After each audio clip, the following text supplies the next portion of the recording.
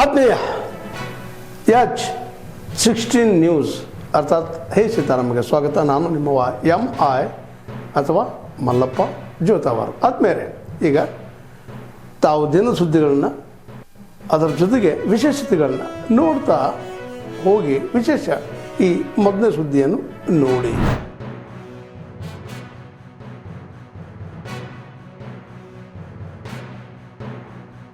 ಬರ್ತಾರೆ ಪುರಪ್ರವೇಶವನ್ನು ಭಾಳ ಅದ್ಧೂರಿಯಾಗಿ ಒಂದು ರೀತಿ ಮಿನಿ ದಸರಾ ಆ ರೀತಿ ಒಂದು ಮೆರವಣಿಗೆ ಮೂಲಕ ರಾಜ್ಯದ ಮೂಲೆ ಮೂಲೆಗಳಿಂದ 20-25ಕ್ಕೂ ಹೆಚ್ಚು ಕಲಾ ತಂಡಗಳು ಇರ್ತದೆ. ದೊಡ್ಡ ಸಂಖ್ಯೆಯಲ್ಲಿ ರೈತರು ತಾಯಂದಿರು ಅವರನ್ನು ಸ್ವಾಗತನ ಕೋರೋರಿದ್ದಾರೆ. 9ನೇ ತಾರೀಕು ಬೆಳಗ್ಗೆ 11 ಗಂಟೆಗೆ ವೇದಿಕೆ ಕಾರ್ಯಕ್ರಮ ಪ್ರಾರಂಭ ಆಗ್ತದೆ. ಬಹುಶಃ ಸರಿಸುಮಾರು 12 ಗಂಟೆ ಒಳಗಾಗಿ ಮಾನ್ಯ ಗೃಹ ಸಚಿವರಾಗಿರುವಂತಹ ನಮ್ಮ ನಾಯಕರಾಗಿರುವಂಥ ಅಮಿತ್ ಶಾಜಿಯವರು ವೇದಿಕೆಗೆ ಆಗಮಿಸ್ತಾರೆ. ರಾಜ್ಯದ ಬಹುತೇಕ ಗುರುಗಳು, ಮಠಾಧೀಶರು, ಜಗದ್ಗುರುಗಳು, 1000ಕ್ಕೂ ಹೆಚ್ಚು ಮಠಾಧೀಶರು ಈ ಒಂದು BS ಯಡಿಯೂರಪ್ಪನವರ ಅಭಿಮಾನೋತ್ಸವದಲ್ಲಿ ಭಾಗವಹಿಸ್ತಾ ಇದ್ದಾರೆ. ಆ ಕುಟುಂಬಕ್ಕೆ ಸಾಂತ್ವನ ಹೇಳ್ತಕ್ಕಂಥ ಧೈರ್ಯವನ್ನು ಇವರು ಆಡಳಿತ ಪಕ್ಷದವ್ರ ಕೈಯಲ್ಲಿ ಮಾಡೋದಕ್ಕಾಗಲೇ ಇಲ್ಲ. ಕೇವಲ ತಮ್ಮ ಕುರ್ಚಿಯನ್ನು ಉಳಿಸ್ಕೊಳ್ತಕ್ಕಂಥ ಒಂದು ಹಪಾಪಿ ಹೊತ್ತೇನಿದೆ. ದೆಹಲಿನಲ್ಲಿ ಸಿದ್ದರಾಮಯ್ಯನವರ ಬೆಂಬಲ ಇರ್ತಕ್ಕಂಥ ಶಾಸಕರುಗಳು ದಂಡಾಗಿ ಅಲ್ಲೋಗಿ ಕೂರ್ತಾ ಇದ್ದಾರೆ. ಅವ್ರು ಬಂದ ನಂತರದಲ್ಲಿ DK ಶಿವಕುಮಾರರ ಬೆಂಬಲಿತ ಶಾಸಕರುಗಳು ಕೂಡ ದೆಹಲಿಗೆ ಹೋಗಿ ಅಲ್ಲಿ ಬಿಡಾರನ್ನು ಹೂಡ್ತಾ ಇದ್ದಾರೆ. ಒಟ್ಟಾರೆಯಾಗಿ ಈ ಕಾಂಗ್ರೆಸ್ ಸರ್ಕಾರಕ್ಕೆ ರಾಜ್ಯದ ಅಭಿವೃದ್ಧಿ ಬಗ್ಗೆ ಕಿಂಚಿತ್ತೂ ಕೂಡ ಕಾಳಜಿ ಇಲ್ಲ. ಭ್ರಷ್ಟಾಚಾರದಲ್ಲಿ ಸಂಪೂರ್ಣ ಮುಳುಗೋಗಿದೆ. ಬೆಂಗಳೂರಿನ ಪರಿಸ್ಥಿತಿನೂ ತಾವು ನೋಡ್ತಾ ಇದ್ದೀವಿ, ರಸ್ತೆಗಳು ಏನಾಗಿದೆ ಅಂತೇಳಿ. ಇದು ಇಡೀ ರಾಜ್ಯದ ಪರಿಸ್ಥಿತಿ ಇದಾಗಿದೆ.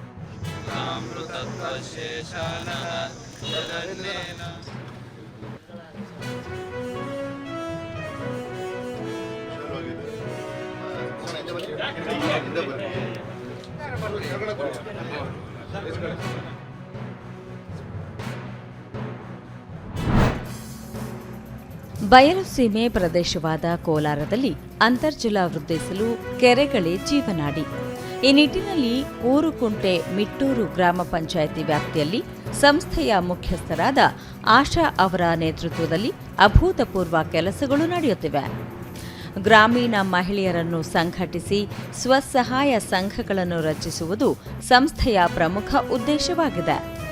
ಉಳಿತಾಯದ ಮಹತ್ವದ ಬಗ್ಗೆ ಅರಿವು ಮೂಡಿಸುವುದು, ಸಣ್ಣ ಪ್ರಮಾಣದ ಸಾಲ ಸೌಲಭ್ಯ ಒದಗಿಸುವುದು, ಸ್ವಯಂ ಉದ್ಯೋಗ ಕೈಗೊಳ್ಳಲು ತರಬೇತಿ ನೀಡಿ ಮಹಿಳೆಯರನ್ನು ಆರ್ಥಿಕವಾಗಿ ಸ್ವಾವಲಂಬಿಗಳನ್ನಾಗಿ ಮಾಡಲಾಗುತ್ತಿದೆ. ಈ ಭಾಗದಲ್ಲಿರುವ ಒಟ್ಟು 22 ಕೆರೆಗಳ ಪೈಕಿ 13 ಕೆರೆಗಳನ್ನು ಆರೋಹಣ ಸಂಸ್ಥೆಯ ಮೂಲಕ ಪುನರುಜ್ಜೀವನಗೊಳಿಸಲಾಗಿದೆ.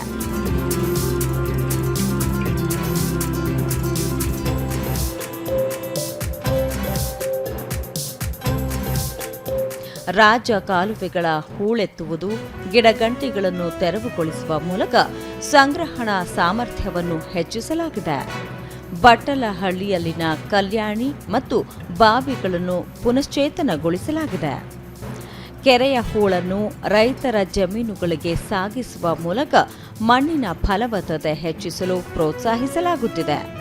ಭೂ ಸವಕಳಿ ತಡೆಯಲು ಕೆರೆ ಏರಿಗಳನ್ನು ಬಲಪಡಿಸಿ ಸುತ್ತಮುತ್ತ ಗಿಡಗಳನ್ನು ನೆಡಲಾಗುತ್ತಿದೆ. ಸುಮಾರು 110 ಎಕರೆ ವಿಸ್ತೀರ್ಣದ ಕೆರೆಯು 7 ಹಳ್ಳಿಗಳ 300 ಎಕರೆ ಕೃಷಿ ಭೂಮಿಗೆ ಆಧಾರವಾಗಿದ್ದು, ಕೆರೆ ತುಂಬುವುದರಿಂದ ರೈತರು ಉತ್ತಮ ಇಳುವರಿಯ ನಿರೀಕ್ಷೆಯಲ್ಲಿದ್ದಾರೆ. ಆರೋಹಣ ಗ್ರಾಮೀಣ ಅಭಿವೃದ್ಧಿ ಸಂಸ್ಥೆಯ ಸಂಸ್ಥಾಪಕಿ ಆಶಾ, ಜಿಲ್ಲೆಯಲ್ಲಿ ಯಾವುದೇ ನದಿ ಮೂಲಗಳಿಲ್ಲದ ಕಾರಣ ಕೆರೆಗಳನ್ನು ಸುಸ್ಥಿರವಾಗಿ ಉಳಿಸುವ ಕಾರ್ಯ ಮಾಡಲಾಗುತ್ತಿದೆ ಎಂದರು. ಅಂದರೆ ಈಗಿನ ರೈತರೆಲ್ಲ ಏನು ಅಂತ ಹೇಳಿ ಬೋರ್ವೆಲ್ ಅನ್ನು ಕೊರೆಯೋದಕ್ಕೆ ಹೆಚ್ಚು ಒತ್ತು ಕೊಡ್ತಾ ಇದ್ದಾರೆ ವಿನಃ ಕೆರೆಗಳನ್ನು ತೆಗಿತಾ ಇಲ್ಲ. ಕೆರೆಗಳು ತೆಗೆಯೋದು ಬೇಡ, ಇರುವಂತಹ ಕೆರೆಗಳನ್ನು ಸುಸ್ಥಿರವಾಗಿ ಅದನ್ನು ಉಳಿಸ್ಕೊಂಡು ಹೋಗಬೇಕು ಅನ್ನೋ ಒಂದು ಇದು ಕೂಡ ಕಡಿಮೆ ಇದೆ ಈಗ. ಯಾಕೆಂದರೆ ಮೊದಲೆಲ್ಲ ಕೆರೆ ಅಂದ ತಕ್ಷಣ ಅದು ನಮ್ಮ ಹಳ್ಳಿದು ನಮ್ಮದು ಅಂತ ಇತ್ತು. ಸಂಸ್ಥೆಯ ಮೇಲ್ವಿಚಾರಕಿ ಪ್ರೇಮ, ಕೆರೆಗಳಿಂದ ತೆಗೆದ ಹೂಳು ಮಣ್ಣನ್ನು ರೈತರ ಜಮೀನುಗಳಿಗೆ ಬಳಕೆ ಮಾಡಲಾಗುತ್ತಿದೆ ಎಂದರು. 100ಕ್ಕೆ 100 ಅಂತ ಅಳತೆ ಮಾಡಿ ತೆಗಿತಾ ಇದ್ದೀರಿ. ಇಲ್ಲಿ ಸುಮಾರು 2 JCB, ದಿನಕ್ಕೆ 2 JCB ಮತ್ತು 10 ಟ್ರ್ಯಾಕ್ಟ್ರು ಡಿವೈಡ್ ಮಾಡಿ ನಾವು ಹಾಕ್ತಾ ಇದ್ದೀವಿ. ಮತ್ತು ಮಣ್ಣು ಇಲ್ಲಿ ಹೂಳು ತೆಗೆದ ಮಣ್ಣನ್ನು ರೈತರು ತಮ್ಮ ಜಮೀನಿಗೆ ಹಾಕ್ಕೊಂತಾರೆ. ಬಟ್ಲ ಬಾವನಹಳ್ಳಿ ನಿವಾಸಿ ನಾಗವೇಣಿ ಕಲ್ಯಾಣಿಗಳನ್ನು ಪುನಶ್ಚೇತನಗೊಳಿಸುತ್ತಿರುವ ಸಂಸ್ಥೆಯ ಕಾರ್ಯ ಶ್ಲಾಘನೀಯ ಎಂದರು. ತುಂಬ ಗಲೀಜಾಗಿತ್ತು, ತುಂಬ ಬೇಡವಾಗಿತ್ತು. ಇದೆಲ್ಲ ನಾವು ತುಂಬ ಸಲ ಅಂದ್ಕೊಂಡಿದ್ದೀವಿ ಇದನ್ನೆಲ್ಲ ಕ್ಲೀನ್ ಮಾಡಿಸ್ಬೇಕು, ಇದನ್ನೆಲ್ಲ ರೆಡಿ ಮಾಡಿಸ್ಬೇಕು ಅಂತ. ಆದರೆ ಯಾರು ಇದು ತಗೊಳ್ಳಿಲ್ವ. ಆರೋಹಣ ಸಂಸ್ಥೆಯಿಂದ ನಮಗೆ ಸ್ವಲ್ಪ ಅನುಕೂಲ ಆಗಿದೆ. ಗ್ರಾಮದ ನಿವಾಸಿ ಮಂಜುನಾಥ್ ಕೆರೆಗಳ ಹೂಳೆತ್ತುವುದರಿಂದ ಹೆಚ್ಚು ನೀರು ಸಂಗ್ರಹವಾಗಲಿದ್ದು ಇದರಿಂದ ಕೃಷಿಗೆ ನೆರವಾಗಲಿದೆ ಎಂದು ಹೇಳಿದರು. ಫಸ್ಟು ಹೂಳು ತೆಗೀರಿ ಮೇಡಮ್, ಹೂಳು ತೆಗೆದ್ರೆ ಒಂದಷ್ಟು ನೀರು ನಿಲ್ಲುತ್ತವೆ. ತೋಟಗಳು ಏನಾದರೂ ಒಂದು ಭತ್ತ ಗಿತ್ತ ಬೆಳೆಯೋಕ್ಕೆ ಚೆನ್ನಾಗಿರುತ್ತೆ ಅಂತ ಹೇಳ್ಬಿಟ್ಟು ಅದನ್ನು ಮಾಡ್ತಾಯಿದ್ವಿ. ತೂಪು ಕೆಲಸ ಅಂತ ಕೇಳಿದ್ವಿ. ಹೂಳು ಮೂರು ಕೆರೆಯಲ್ಲೂ ಹೂಳು ತೆಗೆದುಬಿಟ್ಟು ಮತ್ತೆ ತೂಪು ತೆಗಿಯೋಣ, ಕ್ಲೀನ್ ಮಾಡೋಣ ಅಂತ ಹೇಳಿದ್ದಾರೆ. ಅದರಿಂದ ನಮಗೆ ಸುಮಾರು ಉಪಯೋಗ ಆಗ್ತದೆ. ಮಾಜಿ ಗ್ರಾಮ ಪಂಚಾಯಿತಿ ಅಧ್ಯಕ್ಷ ನಾಗರಾಜು ಕೆರೆ ತೂಪುಗಳ ನಿರ್ವಹಣೆಯಿಂದ ನೀರು ಸರಾಗವಾಗಿ ಹರಿಯಲು ಸಹಕಾರಿಯಾಗಿದೆ ಎಂದರು. ಆಚೆಗಡೆಲ್ಲ ನೀರು ಹೋಗೋದಕ್ಕೆ ಪ್ರಾಬ್ಲಮ್ ಇತ್ತು. ಅದನ್ನೆಲ್ಲ ಮೇಡಮ್ ಬಂದು ಇಲ್ಲಿ ಇನ್ನು ಅವ್ರ ಆಫೀಸರ್ನೆಲ್ಲ ಕರ್ಕೊಂಬಂದು ತೋರಿಸಿ ನಮಗೆಲ್ಲ ಅನುಕೂಲ ಮಾಡಿಕೊಟ್ರು. ಈಗ ಕಡೆಗೆಲ್ಲ 300 ಎಕರೆ ಇರೋ ಕೀಳರಿಯ ಆ ಕಡೆ ಕೂಡ ನೀರು ಹೋಗ್ತವೆ, ತೊಂದರೆ ಏನೂ ಇಲ್ಲ ರೈತರಿಗೆ. ಪರಸ್ಪರ ಸಹಕಾರದಿಂದ ಗ್ರಾಮಸ್ಥರು ಶ್ರಮದಾನ ಮಾಡುತ್ತಿರುವುದರಿಂದ ಪರಿಸರಕ್ಕೂ ಅನುಕೂಲವಾಗುವುದರ ಜೊತೆಗೆ ಗ್ರಾಮೀಣಾಭಿವೃದ್ಧಿಗೂ ಸಹಾಯವಾಗಿದೆ.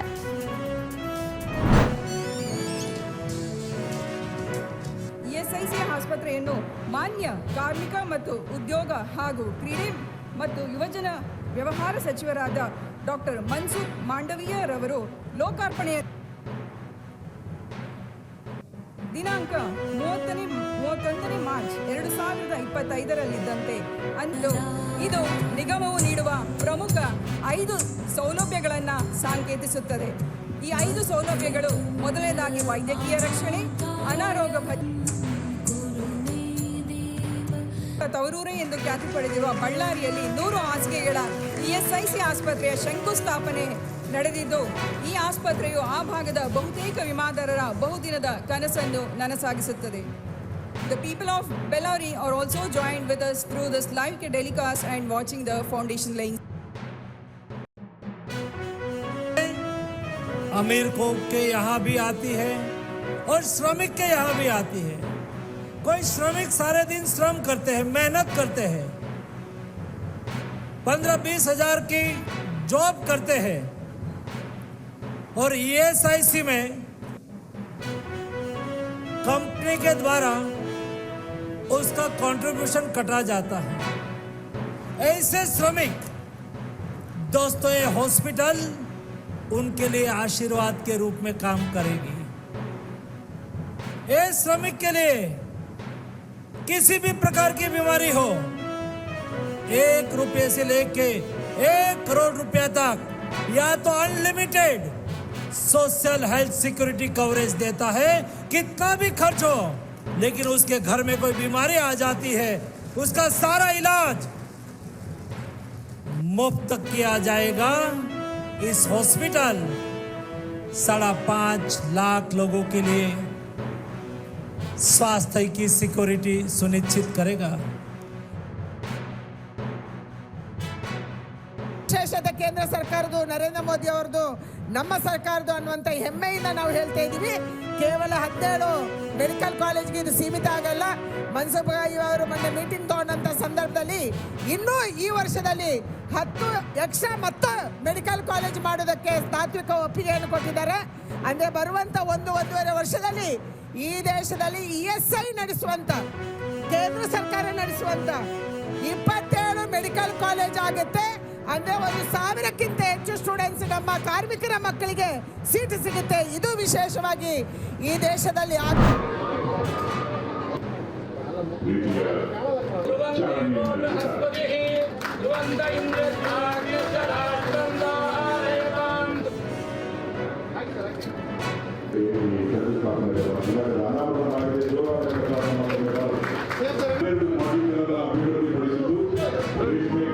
ಭಾಗಿದಾರ ಚಟುವಟಿಕೆಗಳನ್ನ ಡಿಜಿಟಲೀಕರಣ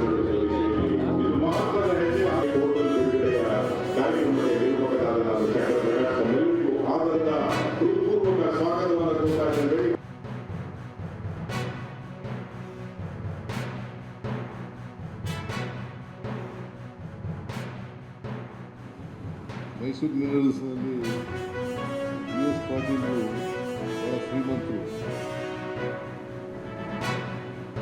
ಏನು ಅದರ್ವೈಸ್ ಶ್ರೀಮಂತರು, ಜಮೀನ್ದಾರರು. ಅವರು ಅಧ್ಯಕ್ಷರಾಗಿದ್ದಾರೆ ಮೈಸೂರು ಮಿನರಲ್ಸ್ ಕಾರ್ಪೊರೇಷನ್ಗೆ. ಕಾರ್ಪೊರೇಷನ್ನಲ್ಲಿ ದುಡ್ಡಿದೆ. ಅವ್ರಿಗೂ ಒಂದು ಭವನ ಬೇಕಾಗಿತ್ತು. ರೇಷ್ಮೆ ಇಲಾಖೆಯವ್ರಿಗೂ ಒಂದು ಭವನ ಬೇಕಾಗಿತ್ತು. ಮತ್ತು ಸೆಂಟ್ರಲ್ ಸಿಲ್ಕ್ ಬೋರ್ಡ್ ಇದೆಯಲ್ಲ, ಅವ್ರಿಗೂ ಬೇಕಾಗಿತ್ತು ಜಾಗ. ಇವೆಲ್ಲ ಸೇರ್ಕೊಂಡು ಈ ಭವನ ನಿರ್ಮಾಣ ಆಗ್ತಾರೆ. ಗೊತ್ತಾಯ್ತಲ್ಲ? ರೇಷ್ಮೆ ಇಲಾಖೆಯಲ್ಲಿ ಬೇಕಾದಷ್ಟು ಜಾಗಗಳಿದ್ದಾವೆ. ನಾನು ಅದಕ್ಕೆ ವೆಂಕಟೇಶ್ ಹೇಳಿದ್ದೀನಿ, ನಿಮಗೆ ಎಷ್ಟು ಬೇಕೋ ಅಷ್ಟು ಉಳಿಸ್ಕೊಳ್ಳಿ ಜಾಗನ. ಅಗತ್ಯ ಇರ್ತಕ್ಕಂಥದ್ದನ್ನು, ಅವಶ್ಯಕತೆ ಇರ್ತಕ್ಕಂಥದ್ದನ್ನು ಆ ಜಾಗ ಉಳಿಸ್ಕೊಳ್ಳಿ. ಮಿಕ್ಕಿದ ಜಾಗನೆಲ್ಲ ಬೇರೆ ಇಲಾಖೆಗಳಿಗೆ ಕೊಡ್ತಕ್ಕಂಥದ್ದು, ಈ ಥರ ಜಾಯಿಂಟ್ ವೆಂಚರ್ನಲ್ಲಿ ಖರ್ಚು ಮಾಡ್ತಕ್ಕಂಥ ಕೆಲಸವನ್ನು ಅಭಿವೃದ್ಧಿಗೋಸ್ಕರ, ರೇಷ್ಮೆ ಇಲಾಖೆ ಅಭಿವೃದ್ಧಿಗೋಸ್ಕರ ನೀವು ಈ ಜಾಗವನ್ನು ಉಪಯೋಗಿಸ್ಕೊಳ್ತಕ್ಕಂಥ ಕೆಲಸವನ್ನು ಮಾಡಬೇಕು ಅಂತೇಳಿ ವೆಂಕಟೇಶ್ ಅವರಿಗೆ ಸೂಚನೆಯನ್ನು ಕೊಟ್ಟಿದ್ದಾರೆ. ತಾವೆಲ್ಲ ಇಲ್ಲಿವರೆಗೆ ಸುದ್ದಿಗಳನ್ನು ನೋಡಿದಿರಿ, ಜೊತೆಗೆ ವಿಶೇಷ ಘಟನೆಗಳನ್ನು ಸಹ ನೋಡಿದಿರಿ. ಅದು ನಿಮಗೇನು ಅನ್ನಿಸ್ತು? ನಿಮಗೆ ಲೈಕ್ ಮಾಡಿರಿ, ಶೇರ್ ಮಾಡಿರಿ, ಕಾಮೆಂಟ್ ಮಾಡಿರಿ, ಜೊತೆಗೆ ಸಬ್ಸ್ಕ್ರೈಬ್ ನಿಲ್ಲಿಸ್ಬೇಡ್ರಿ. H16 ನ್ಯೂಸ್ ಅರ್ಥಾತ್ ಸಿದ್ದರಾಮಯ್ಯ ಸತ್ಯದ ಕೈಗನ್ನಡಿ ವಂದನೆಗಳು.